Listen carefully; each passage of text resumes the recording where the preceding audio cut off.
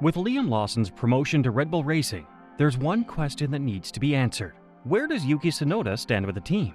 He spent the last 4 years with Red Bull's sister team and is yet to be promoted, despite his promising results in F1. After Red Bull's announcement of Liam Lawson replacing Perez at the team, Horner gave some shocking comments regarding Tsunoda's future with Red Bull. Last week, Red Bull decided to let go of Sergio Perez, who was underperforming, and promoted Liam Lawson, who had only raced in a total of 11 races in Formula One. This decision did not sit well with fans, as they felt that Yuki Tsunoda deserved that Red Bull seat, as he has spent years with AlphaTauri and VCARB and has developed a lot as a driver. Despite this, the team chose Liam Lawson. But why? We'll answer this question later in the video. For now, let's focus on Yuki. This decision by Red Bull obviously places some doubts over Yuki Tsunoda's future with the team. Christian Horner is aware of these facts and has made a statement in which he acknowledged the reality of the situation. We are acutely aware that if we are not able to provide an opportunity for Yuki, being, in all honesty, this year 2025, does it make sense to keep him? You can't have a driver in the support team for 5 years. You can't always be the bridesmaid. You've either got to let them go at that point, or look at something different.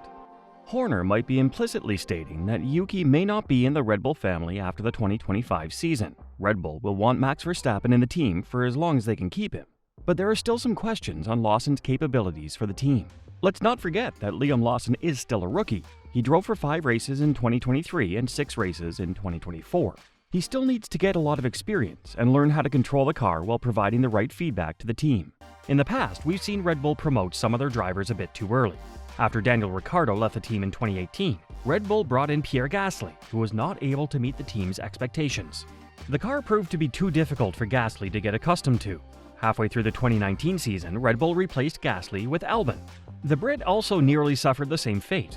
Albon's real test started in the 2020 season when he was unable to help Verstappen, who was battling against the Mercedes of Hamilton and Bottas for race wins and podiums. But both Albon and Gasly have performed well after their stint with Red Bull Racing. Gasly went back to Red Bull's sister team, Toro Rosso, in 2019, where he went on to finish on the podium in Brazil. He also won his first race with AlphaTauri, which was a rebranding of Toro Rosso, in 2020. Albon was not able to find a seat after his stint with Red Bull in 2020. But in 2022, Albon returned to the F1 grid with Williams and proved to be the better driver in the team. So is Red Bull making the same mistake with Liam Lawson? It's a strong possibility. Compared to the VCARB Lawson has been driving for the last 6 races of the season, Red Bull has a far superior and possibly complex car. The RB21, which will hit the track in 2025, will be an evolution of the RB20.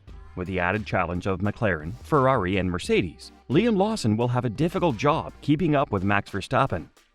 Yuki Tsunoda, on the other hand, could have had a better chance. He spent the last 4 years racing for Red Bull's sister team. In these 4 years, he's developed a lot and has been the best driver for the team in the past 2 years, where he has had 3 different teammates and has outperformed all of them.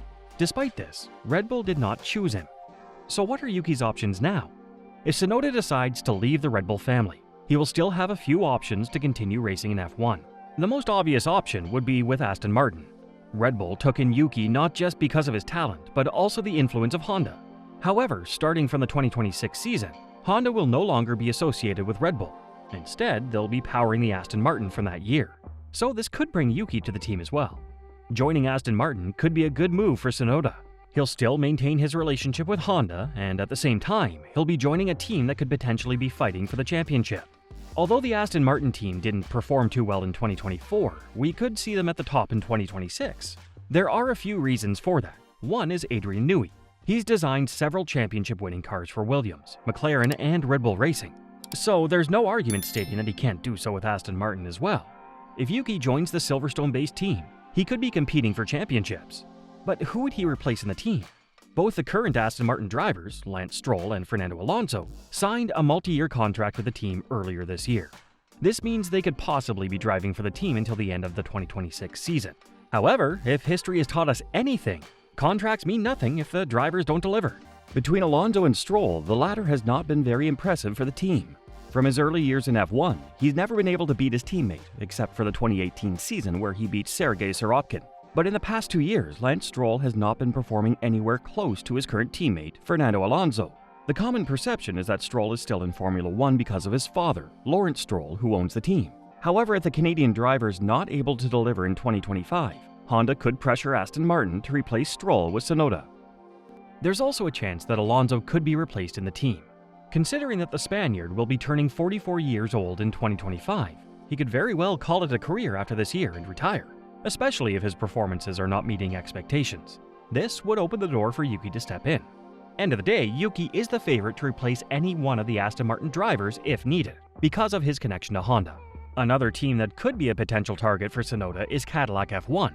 Just a few weeks ago, F1 stated that they have, in principle, approved the entry of General Motors as an 11th team for the 2026 season. While they still have to await the approval from the FIA, it's considered to just be a formality. GM announced that their new team would be called Cadillac F1, so in 2026 there will be 2 more vacancies for the drivers to fill. Considering that Cadillac F1 would be a new team in the sport, they would want someone with experience and can provide valuable feedback on the car. We already know that Yuki Tsunoda meets this criteria. After the 2024 season, Tsunoda drove the RB20 during the post-season test at Abu Dhabi. The engineers in the team and Helmut Marko praised Yuki's ability to provide impressive feedback on the car. This could be a useful trait for Cadillac F1. Yuki Tsunoda has a couple of different options if he chooses to leave Red Bull Racing. But let's go back to why he was not selected by Red Bull to drive the RB21 next year. Despite Yuki's impressive performances for Red Bull's sister team, Red Bull are looking for someone with high potential who they can groom to become a future champion. Although Lawson drove in only 11 races in Formula One, he has shown some impressive performances. In just his 3rd race weekend in Formula One, he out-qualified Max Verstappen in the RB19 and went on to score points with a 9th place finish. In Austin this year, Lawson started at the back of the grid and made his way up to an impressive P9. He's shown some glimpses of extraordinary talent, and Red Bull does not want to miss out on this. Tsunoda didn't show these glimpses during his first couple of years in F1. The reality is that whoever drives for Red Bull in 2025 will be a part of the team for the long term. So if Tsunoda was chosen over Lawson, the New Zealander would probably have to look for a seat outside the Red Bull family for a stronger team. Hence, Red Bull felt that they would rather lose Tsunoda than Lawson. Now that Liam will be driving the RB21 in 2025, he has a huge challenge in front of him. He has to keep up with his teammate, Max Verstappen. There's no doubt that there are not many drivers on the grid who can challenge Verstappen on a consistent basis. The team doesn't even expect Lawson to stay on Verstappen's pace. They just want him to compete in the top 5. Liam believes he has the key to do so. Here's what he said after the 2024 season finale. "For me, it's more the opportunity that's there to learn from the best. In terms of how to drive it, it's all right there on paper. When you see all the data that he brings in, for me as a driver to be alongside that, to be able to learn from him and have all that access, I think that's what's exciting for me about the opportunity, if that opportunity was to come in the future."